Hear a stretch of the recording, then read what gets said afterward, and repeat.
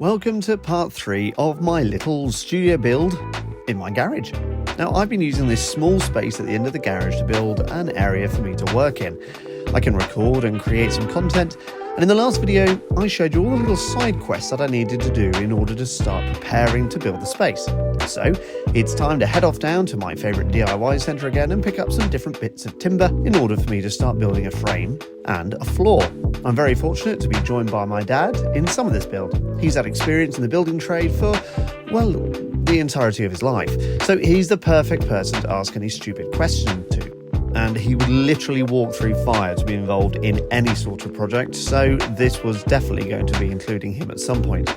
It's this kind of experience which really is essential for any kind of build, to be honest. It was great to be able to ask him any of the questions that I wasn't sure of the answer to, because I'd usually find it would take me about an hour to Google it, have a think about it, overthink each little thing, and then, of course, for him to just turn around and say, oh, let's just do it this way.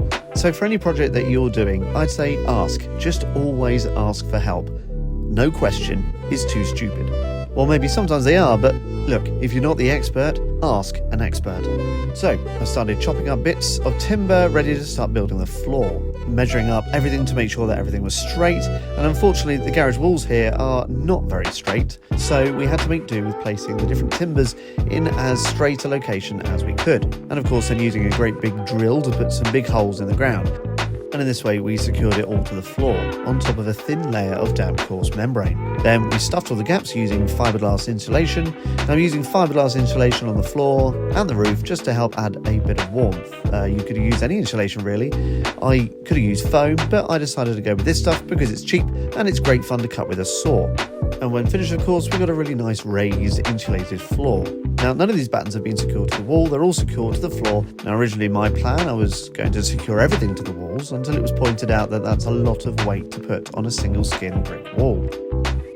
Not a great idea, and it could mean that everything becomes a little bit unsecure over time. Securing it to the floor is the best way to make sure that everything stays where it is. Now, I was going to use some OSB boards to put down on top of the insulation here, but these felt a little bit flexible. And the last thing that I really wanted is my office chair to start wheeling around in the office all by itself. So I opted for some bigger click-lock flooring boards instead, which I was only able to get so much of at the time, so I decided to start building some of the frame, which the plasterboard is going to go on top. Now, I wish at this point I would have had a circular saw to speed things up a little bit, but I was very impressed with some of the cuts that I made into the flooring, clicking them all into place, and I wonder if you can spot anywhere that you think I may have got a little bit tired. But it doesn't matter though, as all of this area is going to be covered up with a stud wall when it's built. Not forgetting, of course, that the walls in this garage are not very straight, so the whole thing looks a little bit skewed, but I can confirm it's definitely as straight as an arrow. Then I made sure that I sealed up the door frame just to make sure that no moisture was going to get in through the door. Then I was left with a floor that was all clicked into place and ready to be built on.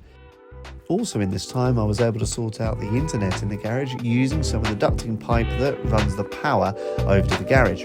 Now, I was going to go through how I did that in this video, but I've kind of run out of time here, so I'll be going through getting some of the power and the internet into the garage in my next video. Thanks very much for stopping by and checking out the video. Hopefully you're enjoying the build as much as I'm enjoying doing it as well, although it is incredibly tiring.